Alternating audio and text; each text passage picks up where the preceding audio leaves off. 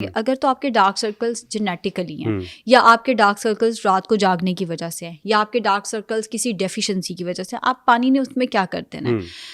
The thing is, इसकी example मैं ऐसे देती हूँ कि अगर मैं पूरे क्लिनिक की सफाई करके कूड़ा टेबल के नीचे छुपा दूँ और एक्सपेक्ट करूँ कि अब स्मेल नहीं आएगी, तो वो आएगी। कहने का मकसद ये है कि अगर आपने जड़ ठीक नहीं की, आपने जड़ को छुपाने की कोशिश की है, तो वो कहीं ना कहीं तो अपना असर छोड़ेगी, कहीं ना कहीं तो आपको चीज़ें समझ आना शुरू होंगी।